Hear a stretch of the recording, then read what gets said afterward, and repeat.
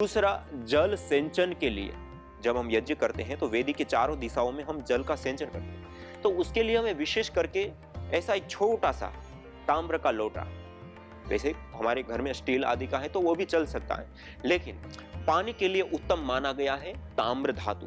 ताम्र धातु के अंदर रखा हुआ जो जल है वह जल पवित्र होता है, शुद्ध होता है, बैक्टीरिया वायरस आदि से मुक्त होता है। अर्थात हम ऐसा छोटा सा एक ताम्र का लोटा ले ले, यदि हम प्रतिदिन यज्ञ करें तो बहुत ही अच्छा होता है। ये चारों ओर जल सिंचन आदि क्रियाएं करने के लिए विशेष करके उपयोग में आता है। दूसरा, ये हमारे पास और एक छोटा सा जल पात्र रखा हुआ है।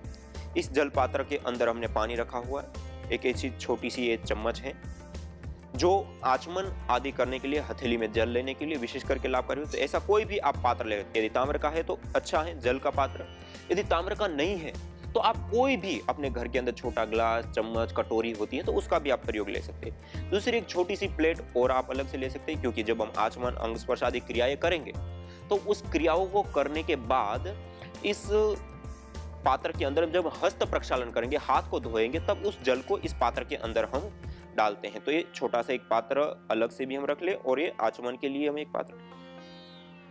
आगे एक ऐसा छोटा सा कोई भी दीपक, दिया जिसको हम कहते हैं, जो हम अग्न्याधान करेंगे उससे पहले जब दीप प्रज्वलन किया जाता है और दीप प्रज्वलन पूर्वक फिर हम अग्न्याधान करते हैं।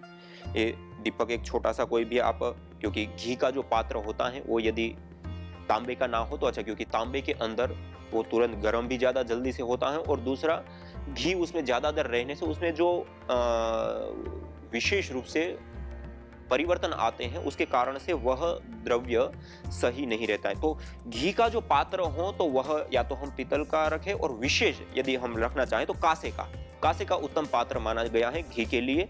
पानी के लिए उत्तम पात्र माना गया है ताम्र पात्र, तो हम कांसे का पात्र भी घी के लिए ले सकते हैं। तो दीपक भी हम पीतल का या कांसे का तो वैसे आता नहीं, तो हम पीतल का दीपक ले सकते हैं। उसमें छोटी सी एक बाती, ये जो मेरे सामने आप देख पा रहे हैं, इस प्रकार से छोटी सी एक बाती बना करके, और उस बाती को हम दीपक के अंदर इस प्रकार से हम लगा देते हैं, ऐसे बीच में, और फिर रख देते हैं। दूसरा, एक ऐसा चम्मच, इसको श्रु बोलते हैं, श्रुआ बोलते हैं, जिसके आगे अंगुष्ठ के बराबर गड्ढे वाली एक छोटी चम्मच होती है और लंबी सी डंडी होती है आवश्यकता अनुसार, और इसमें हम घी की विशेष रूप से आहुति देते हैं। और इसको पकड़ने का एक विशेष ढंग होता है, हम ऐसे नहीं पकड़ते इसको।